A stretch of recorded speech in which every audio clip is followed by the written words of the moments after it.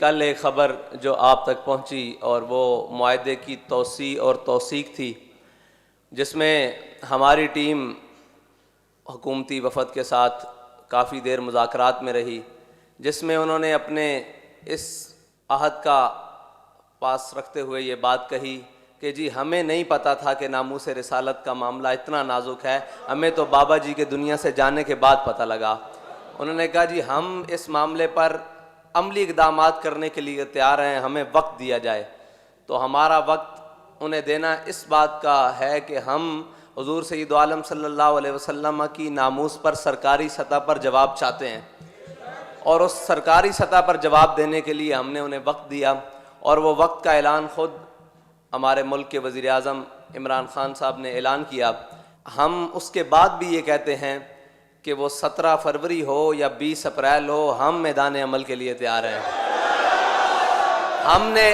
ہم نے آپ کو ایک موقع دیا ہے کہ آپ اپنے آقا و مولا صلی اللہ علیہ وسلم کی بارگاہ میں سرخ رو ہو سکو۔ اور دوسری بات یہ ہے کہ ان کا خود بیٹھ کر ہماری ٹیم سے یہ بات کرنا کہ جی ہم اس معاملے میں اب سیریس ہو چکے ہیں، نہ تو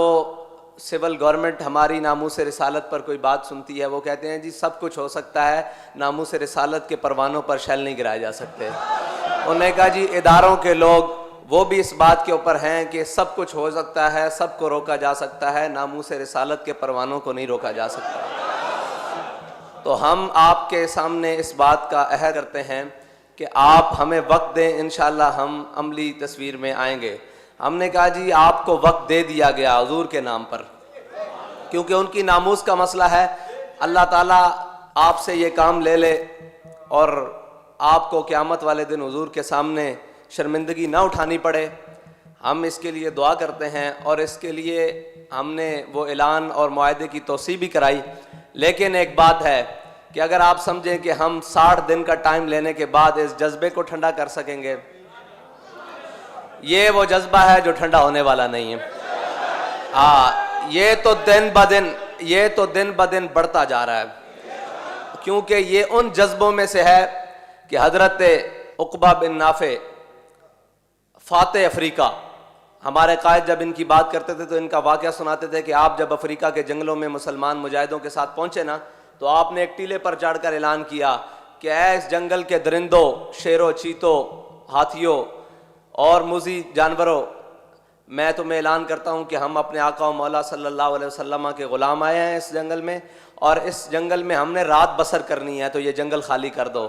تو کہتے ہیں کہ کچھ دیر بعد دیکھا کہ چونٹیاں بھی اپنی بلوں سے نکل کر جا رہی، ہاتھی شیر اپنے بچوں کو منہ میں چبائے ہوئے لے کر جا رہے۔ انہی کے جذبے کی ایک بات سناؤں کہ جب آپ نے افریقہ فتح کر لیا تو آگے آ گیا سمندر۔ حضرت عقبہ بن نافع نے اپنے گھوڑے کو ایڑ لگائی اور سمندر کے اندر داخل کر دیا۔ جب گھوڑے کی گردن تک پانی پہنچا نا اور آپ کی کمر تک پانی پہنچا، تو آپ نے گھوڑے کی باگ کھینچ کے نا ایسے آسمان کی طرف بلند کی، اور اپنا منہ بھی آسمان کی طرف بلند کر کے کہا کہ میرے مولا تو گواہ رہنا کہ عقبہ بن نافع کا جذبہ جہاد ختم نہیں ہوا، تیری زمین ختم ہو گئی ہے۔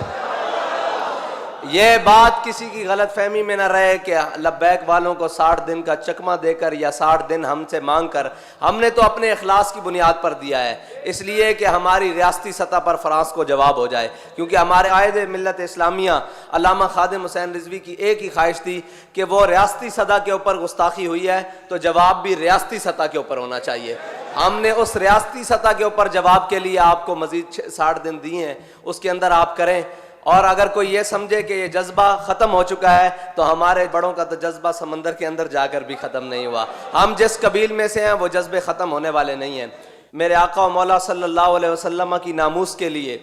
جو کچھ ہمیں زندگی میں تکلیف اور پریشانی اٹھانی پڑے وہ ہمارے لیے زاد راہ ہے، وہ ہمارے لیے سرمایہ حیات ہے، وہ ہمارے لیے وہ چیز ہے جس کو ہم نے لے کر کل جنت میں جانا ہے۔ جب خالد بن سفیان الحزلی کو عبداللہ بن انیس نے واصل جہنم کیا، میرے آقا و مولا نے فرمایا جاؤ اس کو واصل جہنم۔ یہ بڑا لمبا واقعہ ہے، اس میں حضرت عبداللہ بن انیس نے چلتے ہوئے نماز بھی پڑھی، وہ بھی امام بخاری نے نقل کیا ہے، بڑا لمبا واقعہ ہے۔ جب میرے آقا و مولا صلی اللہ علیہ وسلم کے پاس آئے نا حضرت عبداللہ بن انیس، تو میرے آقا مولا نے فرمایا افلح الوجوہ، میرے آقا مولا نے فرمایا کہ یہ تو کامیاب چہرہ آ رہا ہے۔ تو کامیاب چہرے وہی ہیں جو حضور سید عالم صلی اللہ علیہ وسلم کے دشمنوں سے مقابلہ کر کے آئیں۔